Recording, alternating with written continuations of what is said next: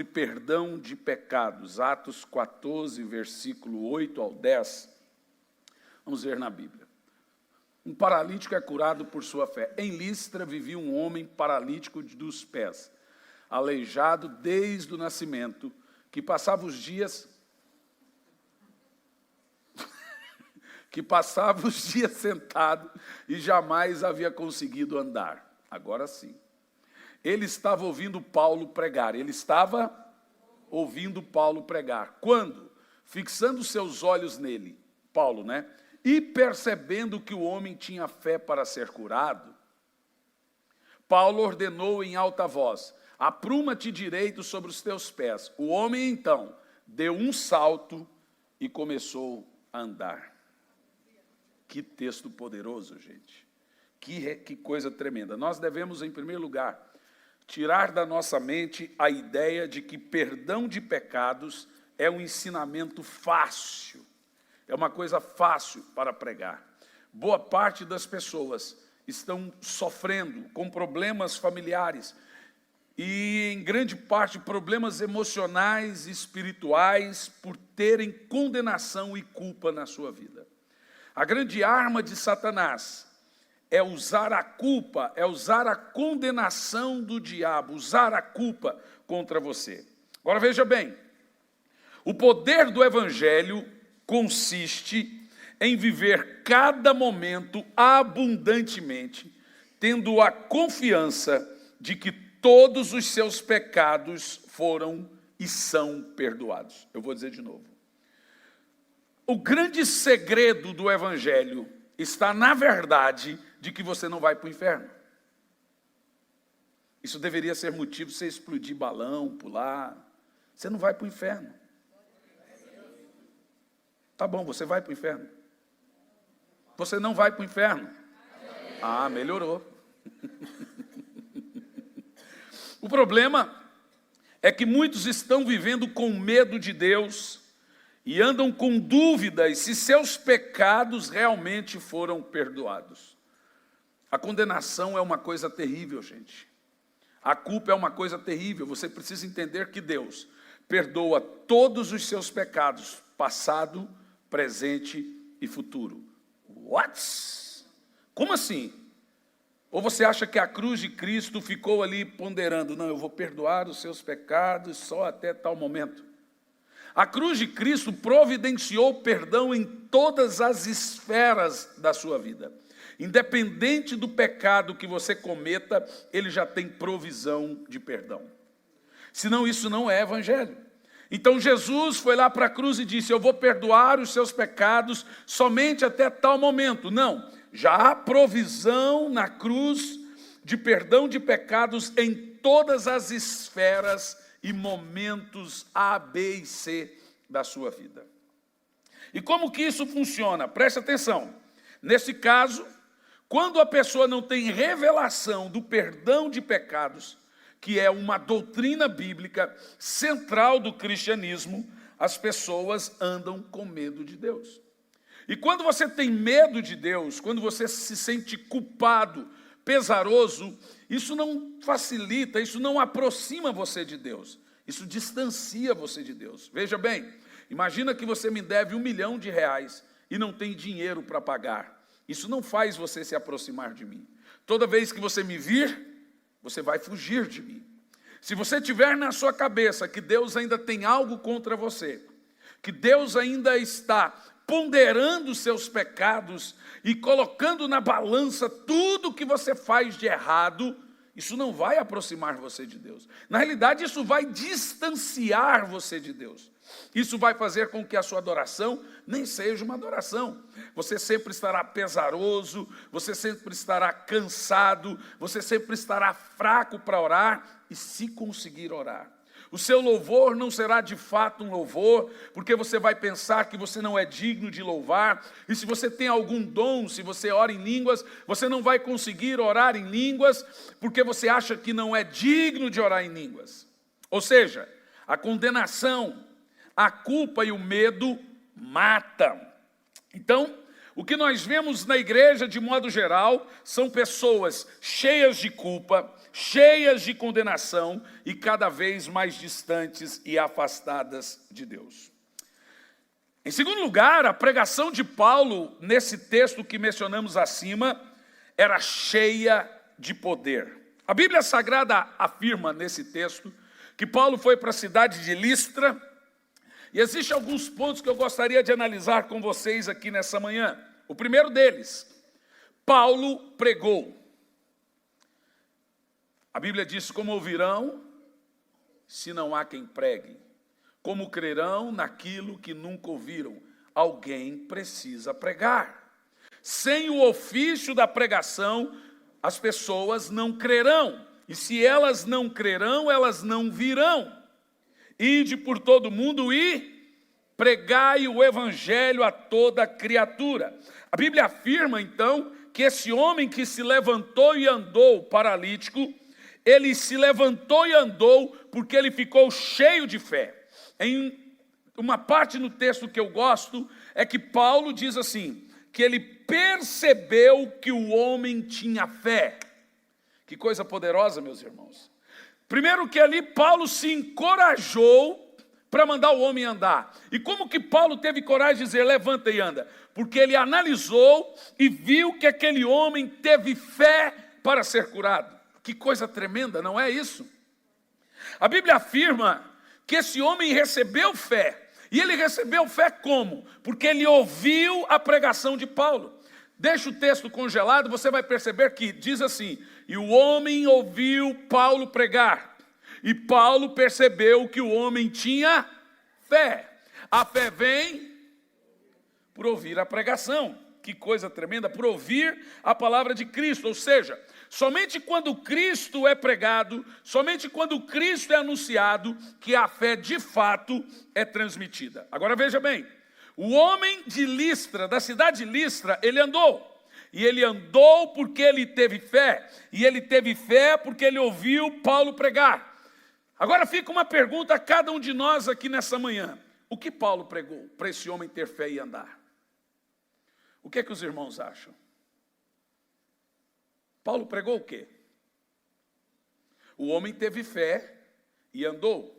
Ele teve fé porque ouviu Paulo pregar, e Paulo percebeu que o homem teve fé e mandou o homem andar. O que Paulo estava pregando? Responda. Bom, eu mesmo, algum tempo, ou várias vezes, lendo esse texto, disse que Paulo provavelmente estava pregando alguma coisa sobre Jesus te cura. Mas não é. Você sabe que analisando com bastante cuidado a Bíblia, eu percebi que não foi sobre cura que Paulo pregou. Em primeiro lugar, a Bíblia diz que Paulo estava pregando. Não diz o que ele estava pregando. Mas se nós formos navegar um pouco nas Escrituras, nesse mar de revelação, nós vamos ver o que Paulo pregou. E o que Paulo pregou está um capítulo antes. E foi aquilo que Paulo pregou que fez o homem ter fé, crer de todo o coração que ele poderia sair daquela situação deplorável de pedinte e de paralítico. Vamos ver o que Paulo pregou em Atos capítulo 13, no verso 38 e 39. O que Paulo pregou que encheu o coração daquele homem de fé e fez ele ter confiança. Um dos grandes empecilhos para chegarmos ao trono da graça é a falta de confiança que seremos atendidos por Deus. Olha o texto. Sendo assim, meus irmãos, ficai cientes de que mediante Jesus vos é... Uau! Vos é anunciado o perdão de pecados, verso 39, e por intermédio de Jesus, aqui Paulo está pregando, todo aquele que nele crê é justificado de todas as faltas de que antes, você é perdoado dos seus pecados do passado, do presente e do futuro. Olha o que Paulo diz. Por intermédio de Jesus, todo aquele que crê é justificado de todas as faltas de que antes não pudeste ser justificados pela lei de Moisés. O que Paulo pregou, que fez o moço doente se encher de confiança e se levantar e andar? Perdão de pecados. Não há uma mensagem que produza mais fé e mais confiança no coração do crente do que a certeza que Deus e ele não são inimigos. Do que a convicção que Deus não tem mais nada contra ele e ele está satisfeito com a obra de Jesus e você está quites com a dívida de seus pecados. E você pode dizer, mas pastor, o que eu faço com os meus pecados hoje? Você já tem provisão de Deus para o perdão. O que você faz? Quando você vai diante de Deus levando os seus pecados, você não vai diante de Deus implorando por perdão. Você vai diante de Deus reconhecendo que você está em total desconhecimento com a provisão do sangue da aliança.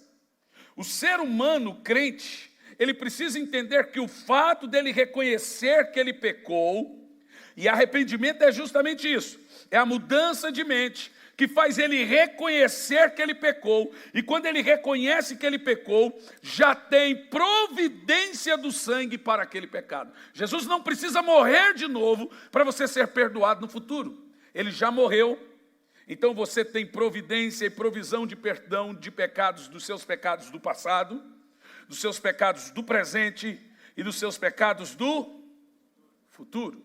Esse é o grande cerne da Bíblia Sagrada.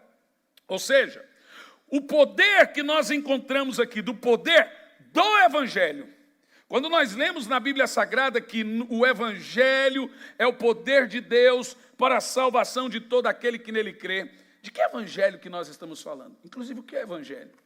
Quando a Bíblia diz, ide por todo mundo e pregai o Evangelho. Você já se perguntou que Evangelho é esse?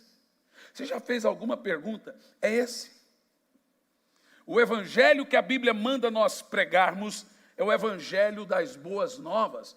E as boas novas é uma boa notícia de que Jesus morreu pelos seus pecados e você não precisa se ver culpado, com medo, escondido de Deus, porque o sangue de Jesus nos purifica de todo pecado. Isso é ou não é uma boa notícia? Isso é Evangelho. Quando a Bíblia manda nós aplicarmos as boas novas do Evangelho, a boa notícia do Evangelho é que você não precisa ir para o inferno. Essa é uma excelente notícia. Ou seja, não há qualificação para ser perdoado. Há somente uma exigência para ser perdoado: a fé. Você precisa crer na obra de Jesus na cruz. Você precisa ter confiança de que Deus não vai colocar nas suas contas os seus pecados, porque colocou na conta de Jesus, e agora você precisa crer em quem você é em Cristo. É isso que nós sempre pregamos sobre identificação. No caso do paralítico de Listra, podemos observar como a pregação do perdão de pecados pôde gerar fé no coração do paralítico. Veja, a Bíblia diz que ele ouviu Paulo pregar. E nós vemos que Paulo pregou perdão de pecados. Provavelmente aquele paralítico, como quase todos naquela época, pensavam que mereciam a enfermidade por causa de algum tipo de pecado. Sabe, meus irmãos, nós não encontramos nada no Novo Testamento de Deus colocando enfermidade em pessoas. Isso não é da vontade de Deus. Mas alguém disse, mas Deus pode estar tratando com essa pessoa. Bom, você trataria o seu filho pondo um câncer nele? Então, quando o seu filho faz alguma coisa de errado, você pega o dedo dele e enfia na tomada. Fica aí, moleque, você nunca mais faz isso. É assim? Quando a Bíblia fala que Deus trata os seus filhos, Ele trata como nós tratamos os nossos, mas de uma maneira mais amorosa ainda. Ele disciplina, Ele corrige, mas em nenhum momento a Bíblia diz que Ele põe uma doença, uma enfermidade, um mal diabólico em você. É deplorável quando crentes vivem num estado de inércia, de culpa, pensando que as suas mazelas é resultado do que Deus pôs neles. Isso não é o Deus que eu conheço da Bíblia. Isso, inclusive, nem é bíblico. Se você que é mau, disse Jesus, sabe fazer coisas boas para os seus filhos, se o seu filho pede pão, você não vai dar pedra. Se o seu filho pede peixe, você não vai dar cobra. Quanto mais o vosso Pai que está no céu não vos dará todas as coisas. E ele é completamente bom. Então, honestamente, você acha que Deus, quando ele decide tratar os seus filhos, ele fala, vou pôr um câncer em você, seu crente safado.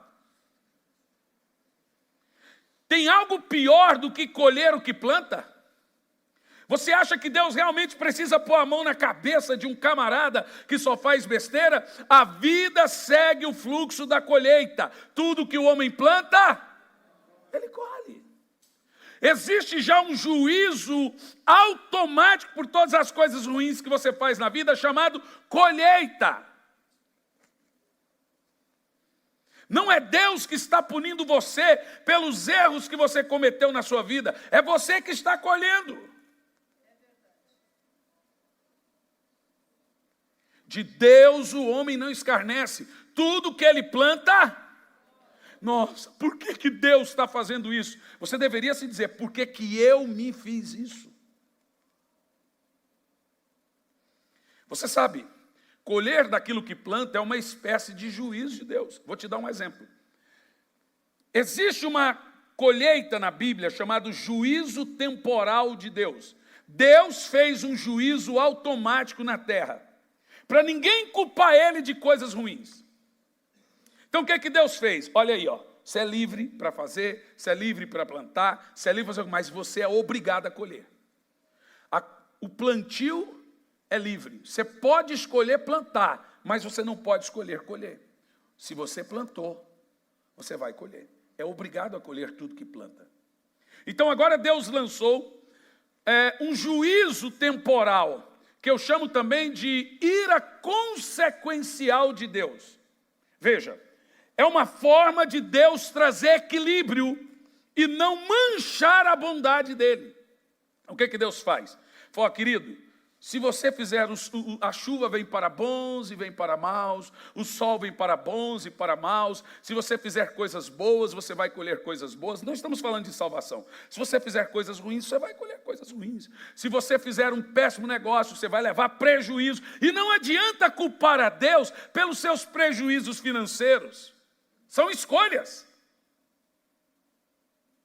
Não adianta culpar a Deus, porque sua vida financeira não vai bem, porque você está desempregado. O seu trabalho, até arrumar trabalho, é procurar trabalho. Então, quando a sua mulher amanhecer e for trabalhar, sai junto com ela e fala, onde você vai? Vou trabalhar. Mas você não tem trabalho? Pois o meu trabalho é procurar trabalho até arrumar trabalho.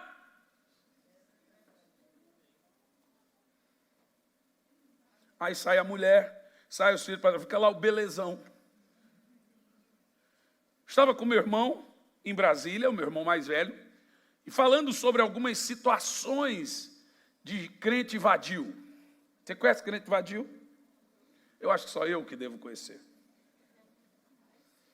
Não, nessa igreja não tem. É aquele camarada que está esperando o mundo acabar em barranco, para morrer escorado, em colchão para morrer deitado, mas reclama que Jesus não faz milagre. Aí o meu irmão disse uma frase, eu falei, é verdade. Falou, cara, se eu fosse um vadio, e não estou falando de não ter trabalho, não existe ninguém que não tenha trabalho. Tem gente que escolhe trabalho. Se você não tem dinheiro, não vai carpir um terreno, até pagam bem. Tem gente aí que pagou faculdade vendendo água no sinal. Mas é humilhante? Ai, o que vão dizer de mim? Mas já estão dizendo que você é um vadio.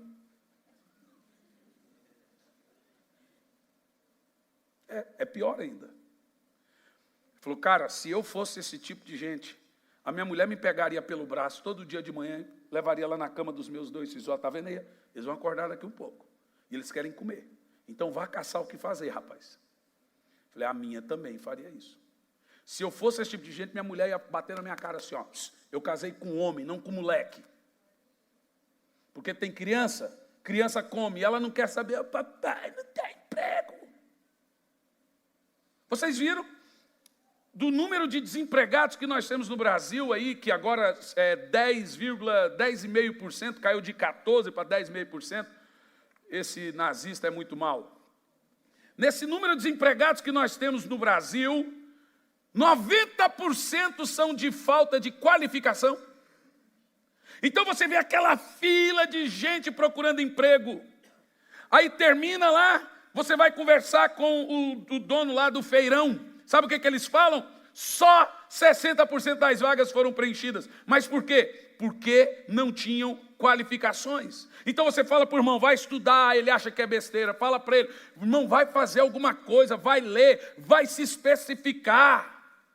A cada 3 anos tem gente fazendo o que você faz de maneira melhor, meu filho. A cada 2, agora a cada 1.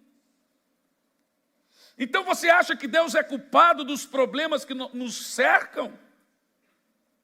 Deus é pai, Deus é bom, só que Deus é pai de filho de maior. Sabe como é que você é pai de filho de maior? Você não manda mais, você dá conselhos. É igual ser pastor de igreja, você não manda no povo, você sugere. Mas o que nós vemos hoje? As pessoas fazem péssimas escolhas, cometem pecados grosseiros, coisas absurdas, e vão passar o resto da sua vida colhendo daquilo.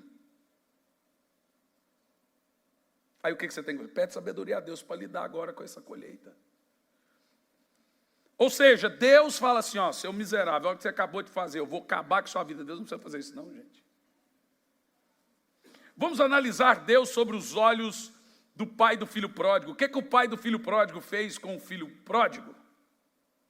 A palavra pródigo não é perdido, é esbanjador. Filho esbanjador. O pai não bateu, o pai não espancou, o pai não puniu, o pai falou, pode ir. O que o pai fez enquanto ele estava sofrendo lá? Ficou esperando. O que o pai prejudicou o menino? Nada. As suas escolhas, aquilo que ele fez na sua vida, determinou todo o seu sofrimento.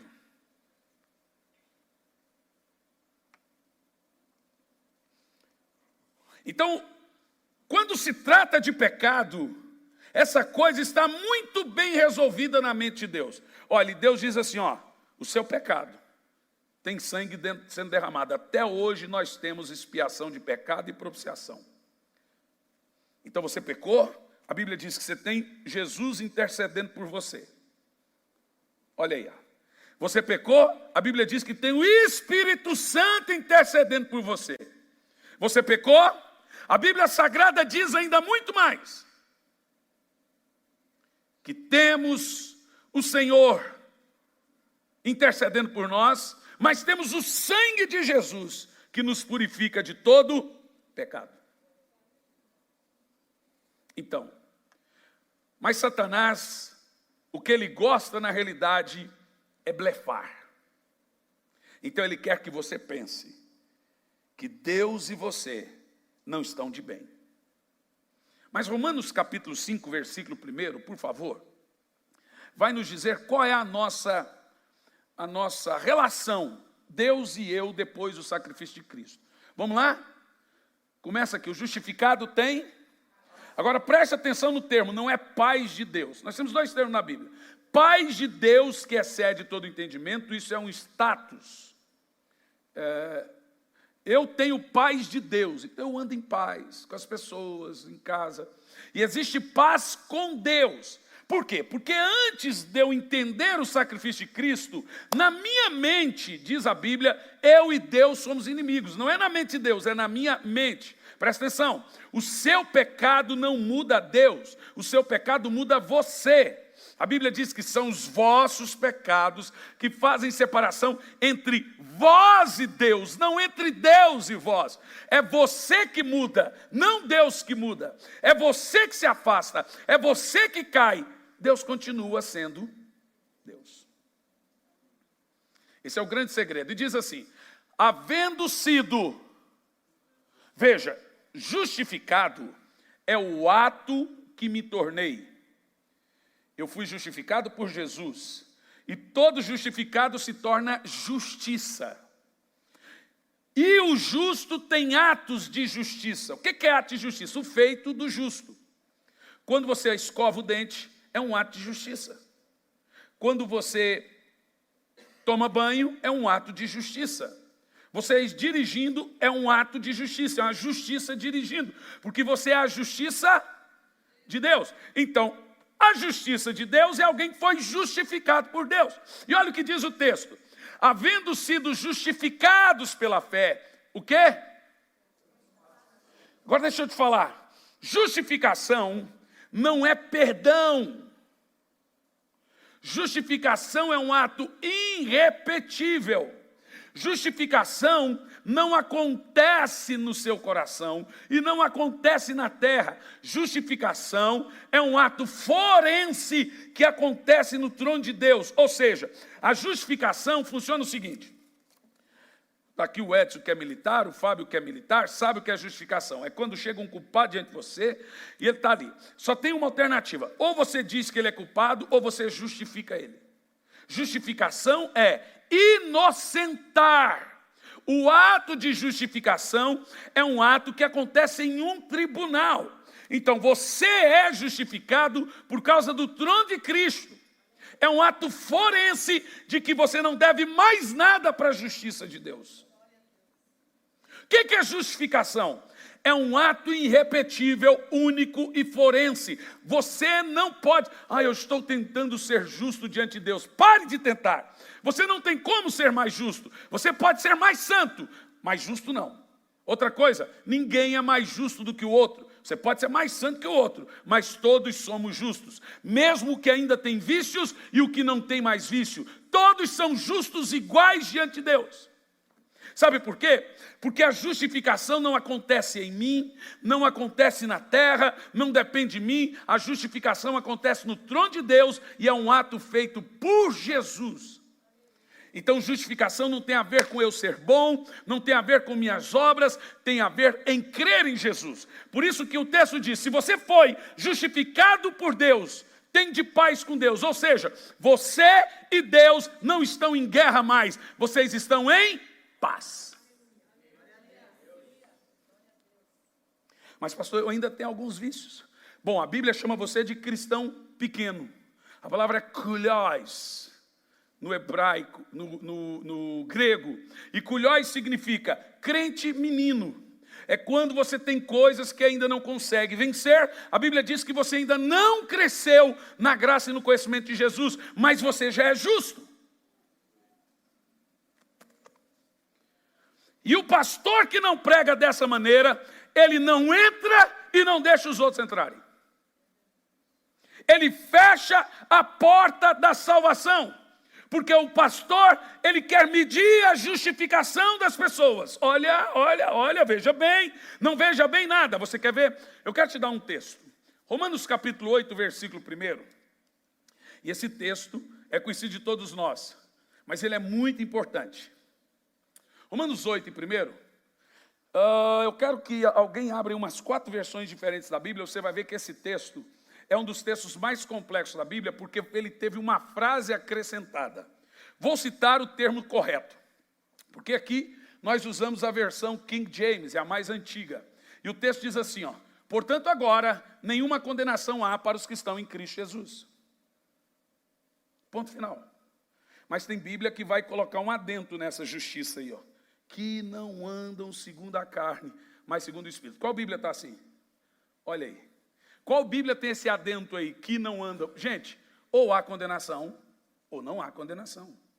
Mas nos originais o que temos é isso aqui, não há condenação. E ponto. Agora, mas pastor, mas o crente não anda segundo a carne. Bom, já temos isso aqui no texto. Quem está em Cristo? Ele é nova criatura, ele é nova criação, ele tem a natureza de Cristo. Não precisa eu acrescentar mais nada a isso. Quem está em Cristo não há condenação. Ele está quites com a ira e o juízo de Deus. Ponto final. Como que um crente entende isso? Não há condenação e pronto. Não tem cordas, irmãos. Se tiver corda, não é graça. Nós só vivemos a graça porque é um favor que não merecemos. Qualquer coisa que você tenha que merecer, deixa de ser graça. Sabe o que eu estou pregando a você? Todo o coração de Cristo, todo o coração da nova aliança, todo o coração do Evangelho. Não há medo, não há culpa, não há juízo, não há nada, não há sombra. O Evangelho é a única religião que não tem nada na ponta da corda para você carregar. É livre. E depois disso, teve um que me disse assim: pastor, então se eu entender a graça, eu posso adulterar. Falei, entenda a graça primeiro, depois adultera. Em outras palavras, ele não vai adulterar. Então eu posso matar, entenda a graça e mate. Você acha que quem está em Cristo vai fazer essas coisas? Sabe quem é que faz? Quem ainda não teve revelação da cruz. Quem ainda não tem a nova, quer dizer, ele tem a nova natureza, mas Satanás quer que ele pense que ele não tem. Então Satanás vive blefando. Ei, você ainda, você é o cocô do cavalo do bandido. Você é a escória do mundo. É um blefe. Não há mais condenação. O verdadeiro amor lança fora todo medo. Então veja bem, como que nós vivemos nisso? Tem gente que pensa que obediência é coisa da lei. É onde você amarra o seu burrinho. Obediência é coisa da fé. A Bíblia diz que pela fé Abraão obedeceu. A obediência é para os que são da fé. Então escute bem. Pense que a Bíblia diz que o amor cumpre todo o mandamento. Isso é graça. Imagine que a pastora Elisandra não vai gostar desse exemplo. Mas ela fala, Jean, me ajuda a limpar a casa. E o Jean fica lá arrastando chinelo. Vamos, Jean, vamos, arrastando chinelo. Vamos, Jean, e todo dia, Jean levanta, arruma a cama. Não arrumou ainda, moleque, que peso, gente. Mas um dia o Jean acorda do nada. 7 horas da manhã, surtou o piá. E limpa a casa toda. Lava a louça. Deixa a casa um brinco. Você fala, vai menino, fumou cocô de cavalo? Você está doente? Por que você está fazendo isso? Minha namorada vai vir em casa. O que mudou na vida do Gianluca? O que mudou, gente? Amor. O amor cumpre toda a lei. Sabe o que tem que mudar na sua vida? Sabe, nós estamos em dias que chega dia de culto, o pastor tem que ficar mandando mensagem. Todo pastor eu falo com ele, mandando, irmão, vamos para o culto, irmão, culto, como se eu tivesse que prometer a você que culto é bom. Cara, você tem que crer nisso, você tem que desejar Jesus, você tem que amar Jesus. Eu não tenho que ficar motivando ninguém a vir na igreja. Você tem que se apaixonar por Jesus, por amor. Você tem que ir na igreja porque não é um peso. Você tem que ser diácono porque não é um peso. Você tem que ir na escola bíblica porque é amor. Porque quem ama faz. Esse é o estilo de vida de quem realmente está na graça. Ele obedece, ele não adultera. Veja, quem não está na lei, quem está na lei, ele vai para o céu com o olho no inferno. Então ele vai para o céu porque ele não quer ir. Eu não quero ir para o inferno deve ser ruim, o inferno. Lá eles devem gritar, Timão errou. Brincadeira. Então eles devem gritar, Flamengo. Manifestou outro aqui, ó. Então lá, eu não vou para o inferno é mau, o inferno, mas ele está indo para o céu. Mas o foco dele é o inferno. Agora o camarada entendeu Jesus. Ele não vai para o céu porque ele tem medo do inferno. Ele vai para o céu porque ele está olhando para Jesus. Você sabe que você pode dizimar com foco errado? Você só dizima com medo de perder, com medo do devorador. O que realmente é uma coisa terrível. Quem não dizima, a coisa está tudo errado. Mas você tem que dizimar porque você ama Jesus. Você obedece por fé. Mas quando é criança, você obedece na marra. Quem não ama a graça, você tem que vir com o que para ele? Com a lei, irmão. Infelizmente. Então você confia numa criança. Ó, moleque, está aqui o celular. Pisa na bola que eu tomo e agora vai ser 2 anos. E você deixa ele livre. Então agora, veja bem, os nossos filhos nunca nascem nos amando. Antes de nos amar, eles nos temem. Então, os seus filhos te obedecem por medo, quando eles são criança. Se eu fizer isso, meu pai me bate. Depois eles crescem mais um pouco. Se eu fizer isso, meu pai fica bravo. Depois, quando eles ficam maduros, eu falo, se eu fizer isso, meu pai fica triste. O que mudou? Amor. Sabe, as pessoas preferem viver de regras. Uma irmã ficou na nossa igreja em Campo Largo por 2 anos. Falou, pastor, tudo isso que o senhor pregou é uma bênção. Eu amo igreja que prega o evangelho, a graça.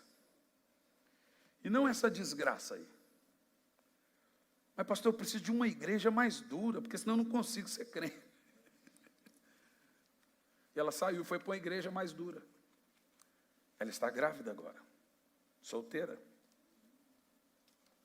com 22 anos. Foi para uma igreja mais dura. Ela não precisava de uma igreja mais dura. Ela precisava entender quem ela era em Cristo. Ela precisava interpretar a graça e entender que a graça não é licença para pecar, é força para não pecar. Sem graça, é sem graça. Sem a graça, não tem como você evitar as suas quedas e pecados. É impossível, irmão. Desista. Quem tentar salvar a sua vida, perdê-la. Você está tentando, e agora você vive 6 meses de boa, bem, aí você cai. Aí você agora se sente culpado. Aí você fica com medo de Deus. E você vai se afastando, não se aproximando. Isso não é evangelho. Mas também não é evangelho você pegar a graça e transformar ela em algum tipo. Então o diabo é um desgraçado. O diabo pegou a graça e encheu ela de meias verdades. E ele fez uma outra religião que se parece com a graça, do tipo assim, viva la vida estiver. Viva a sua vida livre, porque você está na graça. Você viu? Satanás pegou algo que se parece com a graça para as pessoas. Então as pessoas só usam a graça, porque na realidade elas estão cheias de culpa. Aí elas usam a graça para dizer, estamos na graça. Então, quando você vê pessoas bebendo, aprontando, fazendo, e porque querem, não porque não têm escolha como vícios. Veja, Jesus prefere lidar com prostituta do que com religioso. Para as prostitutas ele dizia, venham os pecadores. O religioso ele dizia, raça de víbora. Mas tem gente, e aí eu te digo, o religioso é literalmente aquela pessoa que vai na igreja, mas não é afetada pelo evangelho. Não é religioso, não é quem tenta seguir alguma regra. Meu querido, só a graça de Deus pode te ajudar a vencer. Sem medo, sem condenação. Você simplesmente tem que chegar diante da cruz e dizer, Senhor, eu sozinho não dá, não rola. O que o Senhor pode fazer por mim? Jesus vai dizer, bom, o evangelho já é para o benefício seu e para a minha glória. O evangelho é para te salvar, o evangelho é para te perdoar, o evangelho é para te curar, o evangelho é para o benefício do homem e para a glória de Deus. Não é para o benefício de Deus e para a glória do homem. Percebeu a diferença? Bom, vamos lá. Vamos concluir isso agora. Eu amo a Bíblia. Quem ama também? Entendendo uma coisa muito importante aqui hoje, sobre o perdão de pecados, a Santa Ceia. Tempo desse atrás, eu preguei numa conferência chamada Grace Upon Grace. Graça sobre graça. Esse é um nome até um pouco deturpado, porque os gays fizeram uma Bíblia, graça sobre graça. Então eu tive que pôr o nome da conferência em inglês, para ninguém pensar que era algo que eles já estavam fazendo. Então pus Grace Upon Grace, que é graça sobre graça. Terminou a conferência, um casal de pastores foi me levar, eu acho que estava no Rio de Janeiro, ia para o interior. Um dado momento, dentro do carro, a irmã começou a chorar desesperada. Chorava. E eu estava no banco da frente. Falei, e aí o irmão parou o carro, pastor, eu posso parar? Acho que minha esposa não está bem. Aí ela falou, não, pode ir, amor, eu estou bem. Aí eu falei, querida, o que aconteceu? Ela falou, pastor, eu estava aqui pensando em tudo que o senhor pregou em 3 dias. E eu não me contive às emoções. Pastor, eu estou há 33 anos sem tomar da ceia.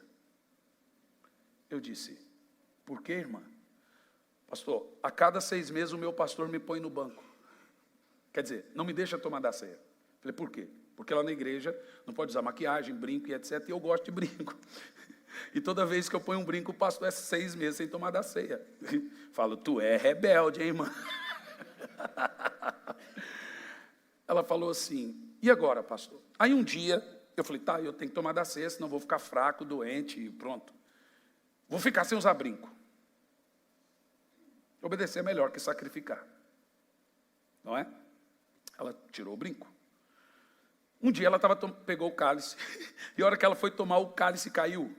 Uma irmã levantou no meio da igreja e disse, foi um anjo que derrubou, está em pecado.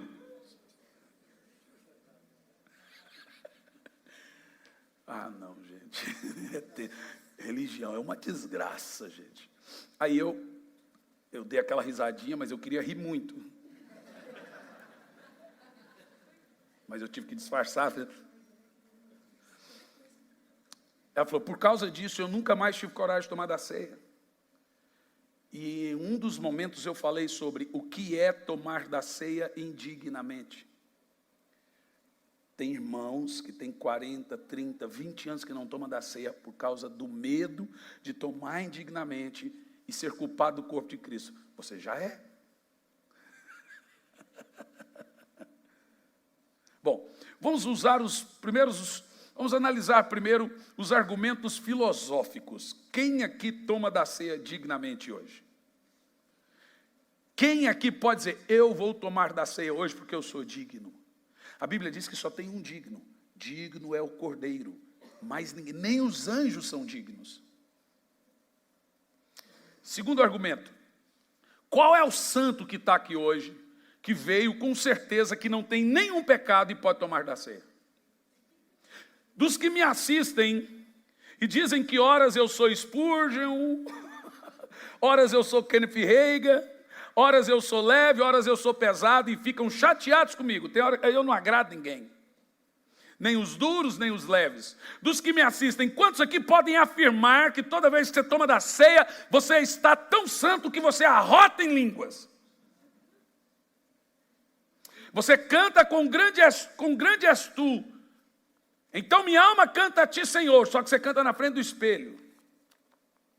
Para si mesmo. Tem um santo aqui que pode tomar da ceia e dizer, eu mereço o corpo de Cristo, eu sou digno do corpo de Cristo, eu mereço tomar da ceia e tomar porque eu sou digno. Você pode dizer isso agora? Então, o que é tomar da ceia? Depois dos argumentos filosóficos, vamos aos argumentos teológicos. O que é tomar da ceia indignamente? O que é tomar da ceia em pecado? Qual é o pior pecado que um crente pode cometer diante de Deus? Nós aprendemos na quarta passada do que o Espírito Santo nos convence. Vamos ver isso na Bíblia, 1 Coríntios 11, versos 27 ao 30. Vamos ver o que Paulo está dizendo e o que é tomar da ceia indignamente. Eu queria que alguns irmãos que estão aqui me ouvissem dizer isso, infelizmente não estão, espero que estejam na internet. Tem gente que vem na igreja em todo momento, na ceia não vem, porque ele não se acha digno. Pois tem um irmão na internet há tempo escrevendo para nós, ele deve estar me assistindo, que ele tem vontade de se matar de tanta condenação, tanta culpa. Condenação mata. Veja o que está na Bíblia. Por esse motivo, quem comer do pão ou beber do cálice do Senhor indignamente será culpado de pecar contra o corpo e o sangue do Senhor. Bom, amados, o texto é forte. Mas texto fora de contexto é pretexto. Se eu pegar esse texto dessa maneira, eu vou dizer, indigno. E a gente vai interpretar que qualquer coisa... Então, o que acontece? Briguei com o marido, não vou nem tomar da ceia. Acontece isso? Pastor, eu não estou pronto para tomar da ceia porque eu estou nervoso. Eu estou isso, aconteceu isso, então eu não vou tomar da ceia.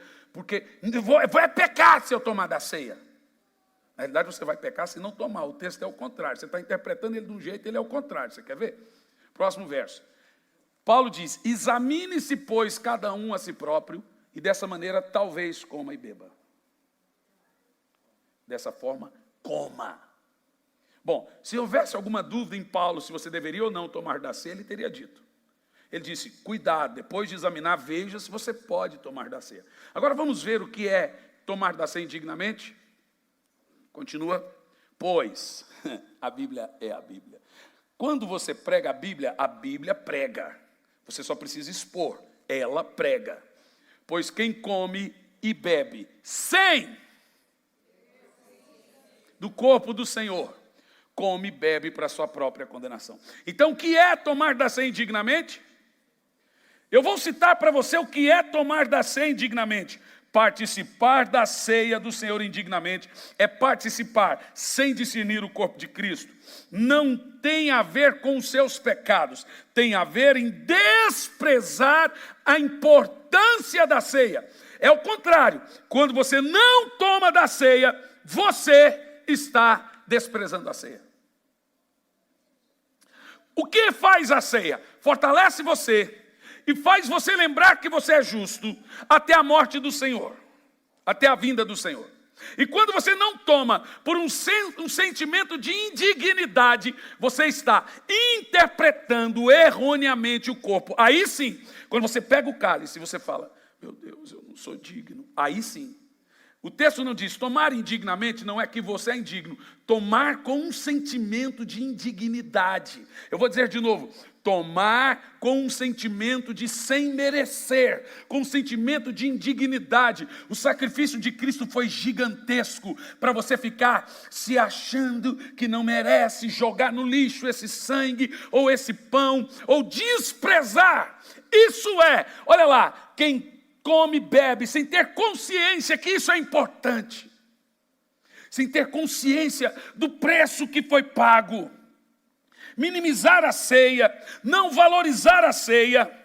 Crente não perde ceia, pode vir de barco, mas não perde. Isso é não ter revelação do corpo de Cristo.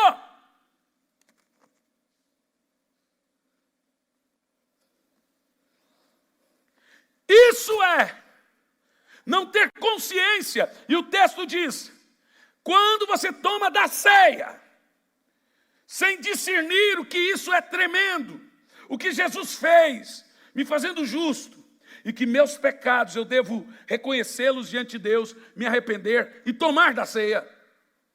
E não tem pecado que me impeça de tomar da ceia. O seu pecado não te fez indigno, o seu pecado apenas vai fazer você colher dele. E vai colher de maneira terrível. No caso de Davi, Deus faz 3 coisas quando tem pecado. Deus não, a colheita faz 3 coisas. No caso de Davi, tira do pecador o que ele mais ama. Quando Davi pecou, ele perdeu o seu filho. Segundo, expôs ele a uma vergonha pública. Não foi Deus. Quando descobriram o que Davi fez, começaram a jogar pedra e dizer: adúltero, assassino, ficou com vergonha. Terceiro, um terrível mal se instalou na casa de Davi. Você sabe? Aí você fala: foi uma maldição? Bom, eu prefiro chamar de colheita. E sabe o que aconteceu com Davi? Os filhos se encorajaram a fazer porque ele perdeu a moral. Quem é você, pai, para me dar de dedo? Um falou: eu também posso, que o senhor fez isso, ou matou isso, fez aquilo outro. Percebeu? Ele agora instala um mal terrível dentro da casa dele, perde o que mais ama, é envergonhado publicamente, e um terrível mal se instala na casa dessa pessoa. O que mais que Deus precisa fazer quando você mesmo já está tendo sua colheita?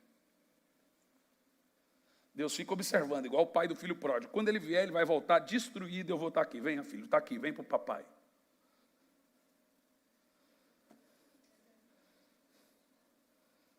É ou não é, meus irmãos? Participar da ceia indignamente é literalmente se sentir indigno. Deixa eu te falar uma coisa. Você é digno. E não porque você, homem, Hernani, na carne, é digno. Eu sou digno porque Jesus se tornou um com o meu pecado. E agora eu me torno um na ressurreição em justiça. Jesus se tornou um comigo no pecado, para eu me tornar um com Ele na justiça. Se você diz que você não é digno, você está dizendo que Jesus não é digno, porque eu sou um com Ele na justiça. Eu sou a justiça de Deus em Cristo. Diga isso. Condenação mata. Você pode repetir isso? Mais alto. Veja bem, se você crê que você é um porco, você vai comer lavagem. Se você crê que você é uma ovelha, você não vai querer se comportar como porco. Se você crê que você é um adúltero, você será um adúltero. Se você crê que você é a justiça de Deus, você vai viver como um justo. Então lá no livro do Apocalipse disse, quem é justo, quem é santo, santifique-se mais. Então aquele que é justo vai se comportar como justo. Mas ele precisa entender e crer que ele é justo. O grande problema nosso é que a gente não sabe essa verdade. E aquilo que você não entende, você não desfruta. Quando você não tem conhecimento da verdade, ela não é realidade na sua vida, senhores. Você não desfruta do amor de Deus. E quando você não desfruta dessa verdade, você pensa que Deus tem algo contra você. Então escute o que esse pastor está dizendo. Eu sei que tem pessoas que não gostam de ouvir isso, mas Deus não tem nada contra você. Você tem algo contra você. O seu pecado tem algo contra você. O seu pecado te afastou de Deus. Você está colhendo de coisas terríveis, então pare. Deus está ali, filho, venha rasgado, venha destruído, mas eu estou te esperando. Diga amém. Não, agora preste atenção. Não há nada de errado com a lei de Moisés. Escute, condenação mata. Satanás é um astuto acusador e ele não hesitará em usar os 10 mandamentos contra você. É por isso que a palavra de Deus afirma que os 10 mandamentos não são apenas ministério de morte, mas é também ministério de condenação. Não há nada de errado com os 10 mandamentos. A Bíblia diz que ele é santo e justo, mas os 10 mandamentos não têm poder em te tornar santo e justo. Ele não vai te tornar santo e justo. A lei, ela tem um padrão firme, inflexível. Ela não pode negociar. Se a lei flexibilizar, ela não é lei. Então, quando você fala, ou quando você peca, ou quando você faz algo de errado, você pensa que acabou. Eu estou aqui nessa manhã para falar com você e quem nos assiste, para tirar toda a carga, tirar o jugo da condenação. Apenas se arrependa e bola para frente. Não vai cair uma bola do céu e te matar. Se arrependa. Agora, mesmo havendo reconhecimento de pecado e arrependimento, ainda haverá um tipo de punição que não é de Deus. Mas haverá consequências. Não tem como fugir delas, gente. Mesmo sendo perdoado, a graça tira a culpa e a condenação do pecado, mas ela não tira a consequência do pecado. O que você planta, você colhe, senhores.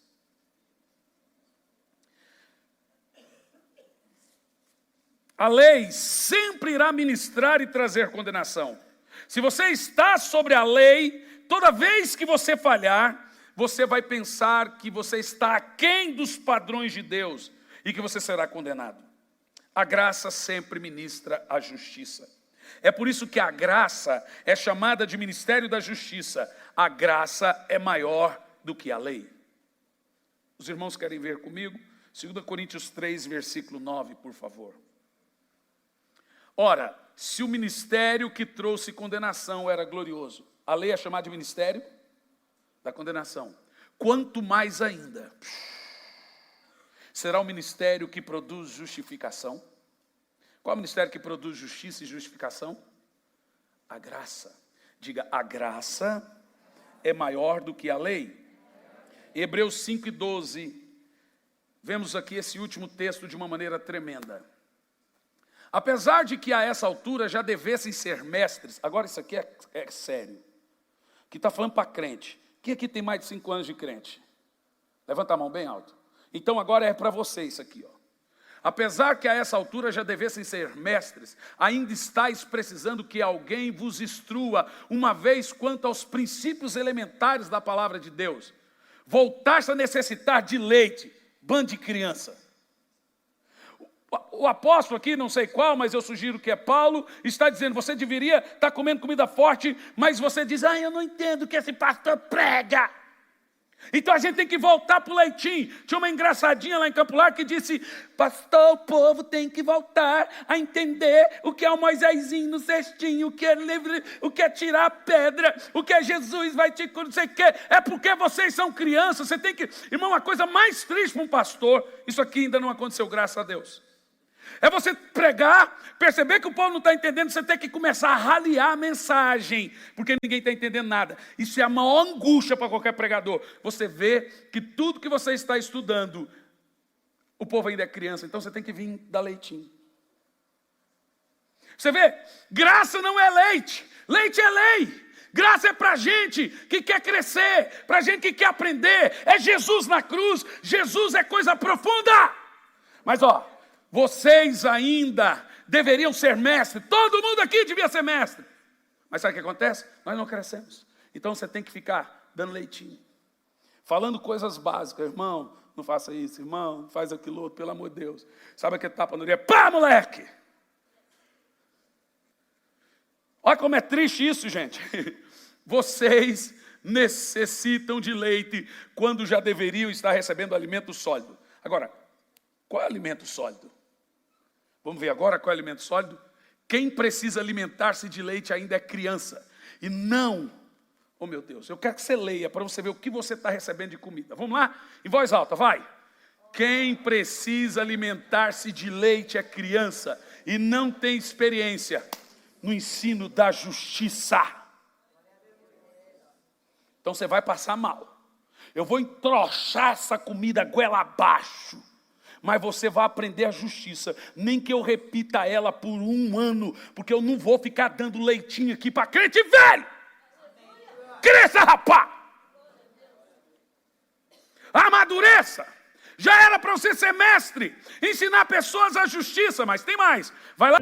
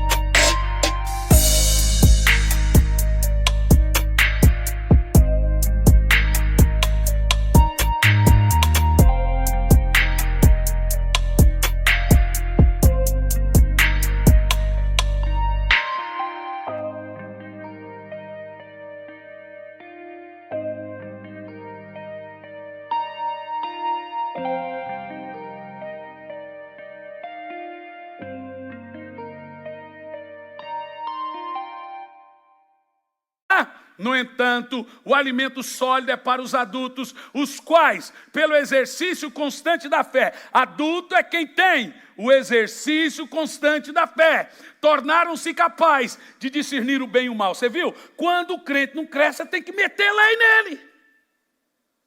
Liberdade é para adulto, graça é para adulto, justiça é para adulto. Quando o cara é moleque, você quer ver quando ele é moleque na fé? Você deixa ele livre. Ele, vai encher a cara, porque ele acha que ele é livre. Moleque! Se quando o cara é moleque, ele fala assim, religioso, então ele vai lá pro Lollapalooza, vai pro Rock in Rio, ouvir satanista cantar. Não precisa ir, fica ouvindo, fica vendo o cara fazer um culto pro diabo. Moleque! Porque quem tem Jesus, deixa eu te falar uma coisa, se Jesus te enche, se Jesus te satisfaz, nada no mundo pode te encher. Jesus é suficiente, Jesus é maravilhoso. Quando você sente saudade de coisa no mundo, é porque Jesus ainda não é suficiente para você. Moleque! Que molecagem! É uma molecagem que esses crentes estão fazendo, que dá vontade de pegar a cara desse, moleque! Que molecagem! Sabe por quê? Porque Jesus não é suficiente. Aí veio um engraçadinho, cantor gospel. Rapaz, o nominho que me dá vontade de vomitar, cantor gospel. O cara disse que foi num show de uma cantora inglesa, secular. Porque se Jesus me satisfaz, nada no mundo me preenche. E não se trata de ser pecado ou não ser. Eu quero me alimentar de Cristo. Eu quero me alimentar de Cristo, porque eu amo Cristo. E sabe, isso não é religiosidade, isso não é fanatismo. Eu sou experimentado, verso 13, no ensino da justiça. Eu já saí da fase do leitinho e agora eu estou no alimento sólido, profundo. Então o irmão disse assim, pastor do céu, a gente vai no culto, é Bíblia a cada 2 minutos. Pô, você quer o quê? Leite?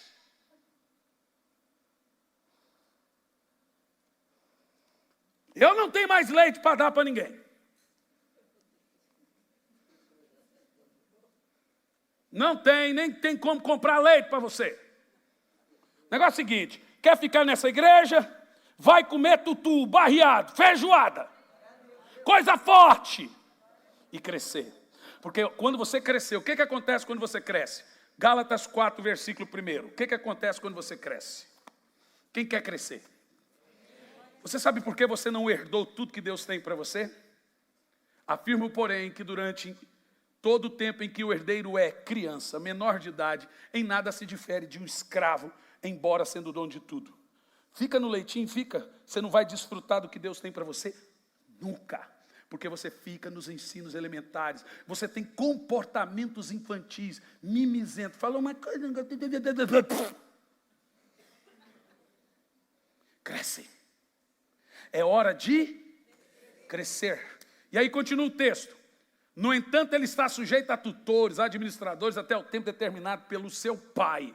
Da mesma forma, nós, quando éramos crianças, andávamos debaixo de um sistema que nos escravizava, bebendo leite. Os ensinos básicos da lei. Todavia, quando chegou a plenitude dos tempos, Deus enviou o seu filho, nascido de mulher, nascido também debaixo da lei. Para quê? Para resgatar os que eram escravos, os crianças, a fim de que recebêssemos a adoção de filhos.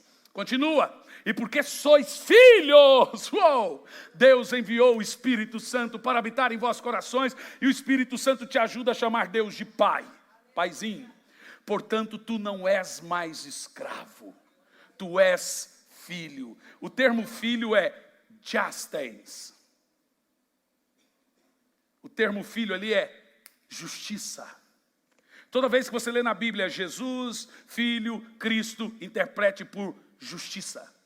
Você agora é justiça, você agora é filho. E sendo justiça, é igualmente pleno herdeiro por decreto de Deus. Você só vai ser herdeiro de Deus, herdar o que Deus tem para você, quando você parar de beber leite, quando você crescer, quando você passar a ter responsabilidades espirituais. Viver como alguém que cresceu em Cristo.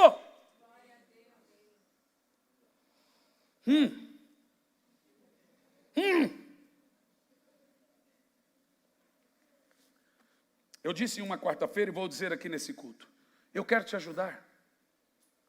Deixa eu pregar Jesus para você. Se em um ano você ouvir a mensagem, o ensino da justiça, quando foi pronunciado, e você aguentar ele, e entender, e aquilo, sabe quando o ensino da justiça for verdade, você quando vai falar de novo, já entendeu? Quando o ensino da justiça estiver totalmente clareado para você, você está pronto para receber todas as coisas. Buscai primeiro o reino de Deus e a sua justiça, e todas as coisas vos serão acrescentadas. Quando você despertar para o ensino da justiça, as coisas irão correr atrás de você. Até então, vai ficar penoso, porque o seu tutor vai ficar liberando um pouquinho as coisas para você. Você é criança. Enquanto você não despertar para o ensino da justiça, você não está experimentado no ensino da justiça, você vive de migalhas que caem da mesa do seu Senhor.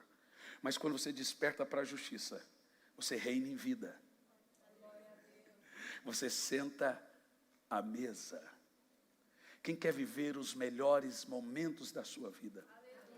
Fala, Senhor, me revela a sua justiça. Me revela quem eu sou. Fique em pé, meus irmãos.